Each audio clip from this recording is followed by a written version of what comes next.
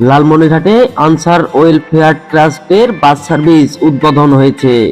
লালমনিরহাটে বাংলাদেশ আনসার ও গ্রাম প্রতিরক্ষা বাহিনী answer welfare trust পরিচালিত রংপুর ঢাকা রংপুর রুটে নতুন ডিলাক্স বাস সার্ভিসের উদ্বোধন করা হয়েছে। গতকাল দুপুরে রংপুর রেঞ্জের লালমনিরহাট আনসার ক্যাম্পে আনুষ্ঠানিকভাবে উদ্বোধন করেন বাহিনীর রংপুর রেঞ্জের উপমহাপরিচালক মোহাম্মদ আব্দুল আওয়াল বিবিএম পিভিএমএস। উদ্বোধনকালে প্রধান অতিথি বলেন, আনসার সদস্যদের কল্যাণে আরামদায়ক ও নিরাপদ যাতায়াত নিশ্চিত করতে এই নতুন বাস সার্ভিস গুরুত্বপূর্ণ ভূমিকা রাখবে। উচ্চপদস্থ কর্মকর্তা থেকে সাধারণ সদস্য সবার জন্য সুলভ ভাড়ায় এই সার্ভিস চালু রাখা হবে বলেও জানান তিনি।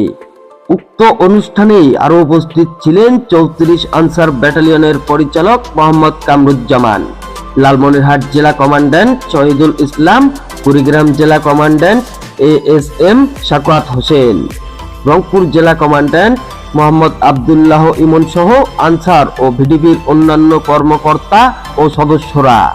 উক্ত বিষয় উদ্বোধনের সময় জানানো হয়, লালমনিরহাট থেকে প্রতি বৃহস্পতিবার দুপুর 2:30টায় রংপুর হয়ে বাসটি ঢাকার উদ্দেশ্যে ছেড়ে যাবে এবং শনিবার ঢাকা থেকে রংপুর হয়ে লালমনিরহাটে ফিরবে।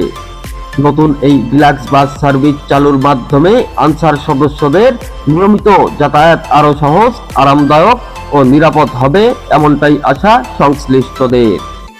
এআই রাজীব, খবর, লালমনিরহাট।